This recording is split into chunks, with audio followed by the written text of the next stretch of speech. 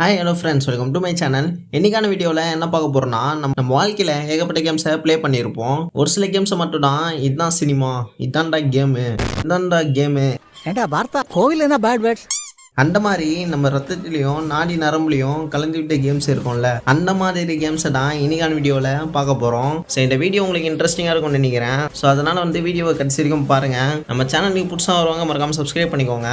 என்னடா ரொம்ப நாளாக வீடியோ போடல அப்படின்னு கேட்டிங்கன்னா, கொஞ்சம் டிப்ரெஷன் இருந்தேன், அதனால தான் வீடியோ போட முடியல. ஸோ இனிமேல் பார்த்தீங்கன்னா வீடியோ கண்டினியூஸாக வரும். ஸோ இப்போ வாங்க இந்த வீடியோக்குள்ளே போகலாம்.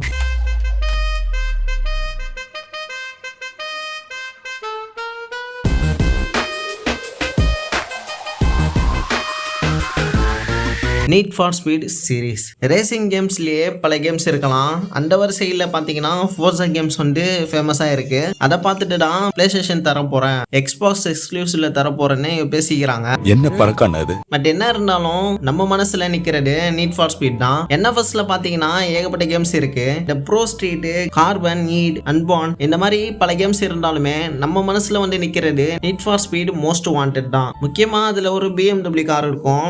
அதெல்லாம் போஸ்டர்ல வச்சிருப்பாங்க, மாசான் இருக்கும், சூப்பரா இருக்கும் சார். ஃபர்ஸ்ட் காருக்கு ஃபேன் ஆனது. அதாவது பைக்கு தான் கெத்துன்னு சுத்திட்டு இருந்தேன், என்ன கார் ஓட்டுனா பயங்கரமா இருக்கும்ல அப்படின்னு என்னை மாத்தினதே இந்த கேம் தான். அந்த கேம்ல ஒரு ஃபீமேல் கேரக்டர் இருக்கும். அப்போலாம் அந்த கேரக்டர் தான் பல பசங்களுக்கு க்ரஷ். கேம்ல ரேசியம் தாண்டி ஒரு கதை இருக்கும். என்னன்னா, தலைவன் வெளியூர்ல இருந்து வந்திருப்பாரு. அந்த நேரத்துல வேணும்னே பிளான போட்டு இன்டர்வல் சீன்ல சூப்பர் ஸ்டாரை முதுகுல குத்துற மாதிரி தலைவன் கிட்ட காரை பிடிங்க அனுப்பியிருப்பாங்க. ஸோ அந்த காருக்காக தலைவன் பல ரேசியம் வின் பண்ணி எப்படி காரை தூக்கிட்டு எஸ்கேப் ஆனாரு அப்படின்னா கேமோட கான்செப்ட். இந்த கேம்ல பாத்தீங்கன்னா ஒரு போலீஸ்காரர் வருவாரு. அந்த போலீஸ்காரர் ஹீரோக்கு பல பிரச்சனையை உருவாக்குவாரு. அந்த போலீஸ் கிட்ட இருந்து தப்பிக்க ஒரு இடத்துல போய் ஒழிச்சிட்டு கூல் டவுன் பண்ணிட்டு இருப்போம். கூல் டவுன் பண்ணாதான் போலீஸ் போவாங்க. சரி, போலீஸ்காரங்க போயிட்டாங்க, இந்த மேப்ல எங்கேயும் இல்ல அப்படின்னு தெரிஞ்சுக்கிட்டு நம்ம எஸ்கேப் ஆயிட்டு போவோம். இதெல்லாம் பயங்கரமா காமிச்சிருப்பாங்க, சூப்பரா இருக்கும்.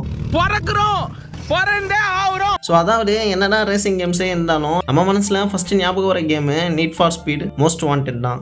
அசசின் கிரீட் சீரீஸ் இந்த கேம் அப்பவும் சரி இப்பவும் சரி யூபிசாஃப்ட்டுக்கு துத்துடார சீரீஸ்னா இந்த அசசின் கிரீட் சீரீஸ் தான். நம்மளும் பார்த்தீங்கன்னா இந்த அசசின் கிரீட்ல ஏகப்பட்ட கேமு, ஏகப்பட்ட கேரக்டர்ஸ், அவன் இவன் பல பேர் வந்துருந்தாலுமே நமக்கு அசசின் கிரீட் 2 தான் பிடிச்சிருக்கும். முக்கியமா ஈஸியான ஒருத்தர் இருப்பான். அவன் பார்த்தீங்கன்னா குழந்தையில இருந்து சாகுற வரைக்குமே கேம்ல காமிச்சிருப்பாங்க. அந்த அளவுக்கு ஒரு மாசான கேரக்டர்னா அது ஈஸியும் தான். இன்னொருத்தர் இருக்கான், அவன் பார்த்தீங்கன்னா பிளாக் ஃபிளாக்ல வருவான். இந்த கேமை பத்தி சொல்லணும்னா, நான் சின்ன வயசுல இருக்கும்போது இந்த கேமை விளையாடணும்டா, கெத்து காமிக்கணும்டா அப்படின்னு இருந்தேன். ஆனா இந்த கேம் என் கண்ணில் படுறதுக்கு முக்கியமான காரணமே வேலாயுத மூவி தான். அந்த மூவில நம்ம விஜய் அண்ணா ஒரு ட்ரெஸ் ஒன்று போட்டிருப்பாரு. அந்த ட்ரெஸ்ஸும் இந்த அசசின் கிரீட்ல இருக்க ட்ரெஸ்ஸும் பார்த்தீங்கன்னா சேமா இருக்கும். அப்போலாம் நான் நினைச்சிருப்பேன், இந்த மூவி பார்த்து தான் அசசின் கிரீட்ல காப்பி வச்சிருக்காங்க அப்படின்னு நான் நினைச்சிருப்பேன். அப்புறம் நான் கடைசியா தெரிஞ்சது அந்த கேமை பார்த்து தான் இந்த மூவில எடுத்து வச்சுக்கிறாங்க. அது மட்டும் இல்லாம எங்க வீட்டு பக்கத்துல பார்த்தீங்கன்னா ஒரு அண்ணா இருப்பாரு. அவர் பிசில அசசின் கிரீட் இருக்கும். என்னையும் ப்ளே பண்ண சொல்லுவாரு. நானும் ப்ளே பண்ணேன். அப்போதான் assassin greet first time play பண்றேன். இவர் தான் ஈஸியோன் அசசின் கிரீட் 2 தான் அப்படின்னு ஸ்டார்ட் பண்ணி நெக்ஸ்ட் பிரதர்ஹுட், அதை முடிச்சிட்டு பிளாக் ஃபிளாக், அடுத்து ரெவல்யூஷன், அப்படி கதை முன்னாடியா பின்னாடியா அப்படிலாம் தெரியாது. ஆனா எங்க ஆட்டம் வெறித்தனமா இருக்கும். அந்த மாதிரி ஏகப்பட்ட கேம்ஸ் நான் ப்ளே பண்ணியிருக்கேன். அப்போ என்கிட்ட பிசி இருந்தது, i3 ப்ராசஸர்லாம். அப்போவே இந்த கேமை மாசா ப்ளே பண்ணிட்டு இருப்பேன். அசசின் கிரீட்ல என்ன கேத்துனா, அந்த கூரை மேலே ஏறுது, கையில கத்தி வச்சு குத்துறது, ஈகிள் ஐன்னு ஒன்று இருக்கும். ஈகிள் ஐயை வச்சு பார்த்து அங்க இருந்து டைவ் அடிப்பாங்க தெரியுமா, அதெல்லாம் பார்த்து என்ஜாய் பண்ணிட்டு இருப்பேன். அதே மாதிரி one of the best game series பார்த்தீங்கன்னா இந்த அசசின் கிரீட் சீரீஸ் இருக்கும். பட் என்னன்னா, கழுத தேஞ்சு கட்டரும்பான மாதிரி இனி அந்த கதையை வச்சு என்ன பண்றதுன்னு தெரியாம இப்போ கதையே இல்லாம இந்த பிரான்சைஸை வச்சு ஓட்டுறாங்க. லாஸ்ட் டைம் கூட பார்த்தீங்கன்னா அசசின் கிரீட் ஷேடோ இருக்கும். அந்த கேம் பார்த்தீங்கன்னா பெருசா அவ்வளோ போலன்னு சொல்லியிருந்தாங்க. நான் அந்த கேம் ப்ளே பண்ணல. ஸோ உங்களுக்கு வேணும்னா சொல்லுங்க, நான் அந்த கேம் ப்ளே பண்ணிட்டு அந்த கேமோட ஸ்டோரியை நான் சொல்றேன். ஆனரபிள் மென்ஷன்ல நம்ம பார்க்க போற கேம் பிரின்ஸ் ஆஃப் பெர்ஷியா. யூபிசாஃப்ட்ல மிகப்பெரிய நல்ல கேம்ல பார்த்தீங்கன்னா இந்த கேம் கண்டிப்பா வரும். ஏன்னு பார்த்தீங்கன்னா வீடியோ கேம் இண்டஸ்ட்ரியிலே ஐகானிக் கேரக்டர்ஸ்ல முக்கியமான கேரக்டர் தான் பிரின்ஸ் பார்த்தீங்கன்னா இவன் பேருக்கு ஏற்ற மாதிரி பெர்ஷியாவோட இளவரசன். ஒரு நாள் சாண்ட் இந்தியாவுக்கு படையெடுத்து வரும்போது ஒரு இந்திய வேசி மேல லவ் வந்துருக்கும். அதை மட்டும் இல்லாம இந்தியாவில் வச்சிருக்க ஒரு மேஜிக்கல் சாண்டை ஆட்டிய போட்டு போயிடுவாங்க. அதில் ஏற்பட்ட குழப்பத்துல தான் பிரச்சனையே நடந்திருக்கும். அதில் பிரின்ஸ் வந்து பார்த்தீங்கன்னா ஏகப்பட்ட டைமில் மாட்டியிருப்பாரு. இந்த டைம் லூப்பை சயின்ஸ் ஃபிக்ஷன் மாதிரி நினச்சிருப்பீங்க. சயின்ஸ்லாம் இல்லாமல் ராஜா காலத்து கதை மாதிரி காமிச்சிருப்பாங்க. அழகாக எடுத்து போயிருப்பாங்க. ஒரு ஃப்ரான்ச்சைஸ் வந்து பார்த்தீங்கன்னா ஒரு பயங்கரமான ஃப்ரான்ச்சைஸ்னு சொல்லலாம். கிராஃபிக்ஸ் வைஸ்லையும் சரி எல்லா வயசுலையும் வந்து பயங்கரமாக காமிச்சிருப்பாங்க. இதை நான் ஏன் ஆனரபிள் மென்ஷனில் போட்டிருக்கேன்னா, இந்த கேம் வந்து பார்த்தீங்கன்னா நான் ஒரே ஒரு சீரிஸ் மட்டும் தான் ப்ளே பண்ணேன், சாண்ட் ஆஃப் டைம். மற்ற எந்த சீரிஸுமே வந்து நான் ப்ளே பண்ணல. அதனால தான் வந்து நான் இந்த கேமை ஆனரபிள் மென்ஷனில் போட்டிருக்கேன். ரெட் டெட் ரெடெம்ப்ஷன் ஒரு கேமு நம்ம என்டர்டெயின் பண்ணலாம், ஒரு கேமு கிராஃபிக்ஸை இம்ப்ரெஸ் பண்ணலாம். ஆனால் ரொம்ப சில கேம்ஸ் மட்டும்தான் நம்ம லிஸ்ட்டில் மறக்க முடியாத மெமரிஸாக மாறும். அந்த லிஸ்ட்டில் எனக்கு டாப்பில் இருக்கிற கேம் தான் ரெட் டெட் ரெடெம்ப்ஷன் 2.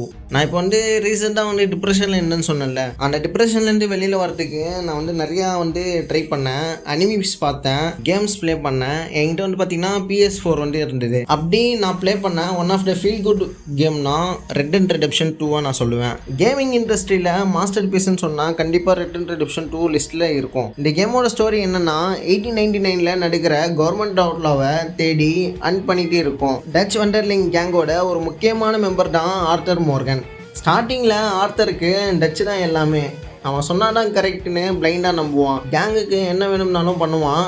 ஆனால் ஸ்டோரி போக போக டச்சோட டிசிஷன் ரொம்ப செல்ஃபிஷாக மாறுது. அதை ஆர்த்தர் கொஞ்சம் கொஞ்சமாக புரிஞ்சிக்க ஆரம்பிக்கிறான். ஆர்த்தருக்கு மற்றவங்களை சேவ் பண்ணால் போதும்னு நினைக்கிறான். அதான் ஆர்த்தர் முருகன் ஒரு கேரக்டரை இவ்வளோ ஸ்பெஷலாகவும், அவன் ஸ்ட்ராங்கஸ்ட் கன்ஸ்லென்சர்னால இல்லை, பர்ஃபெக்ட் மனுஷனால இல்லை. தப்பு பண்ணவன் ஆனால் கடைசி வரைக்கும் அதை சரி பண்ண ட்ரை பண்ணுவான். என்னை பொறுத்த வரைக்கும் ஆர்யா 2 ஒரு கேம் இல்லை, ஒரு அன்ஃபர்கட்டபிள் எக்ஸ்பீரியன்ஸ்னு சொல்லலாம். ஸோ ஓகே கைஸ், இன்னைக்கான வீடியோ இவ்வளோ தான். இது வந்து பார்த்தீங்கன்னா என்னோட ஃபேவரட் லிஸ்ட்டு தான் நான் வந்து போட்டிருக்கேன். எனக்கு தோணுன கோட்டட் கேம்ஸ் தான் நான் போட்டிருக்கேன். ஸோ நான் வந்து ஏதாவது மிஸ் பண்ணியிருந்தேன்னா மறக்காம கமெண்ட்ல சொல்லிட்டு போங்க. ஸோ ஆல்ரெடி நான் பார்ட் 1 வீடியோ வந்து போட்டிருப்பேன். அது பார்க்காதவங்க அதை பார்த்துட்டு இந்த செகண்ட் பார்ட் வீடியோ வந்து பாருங்க.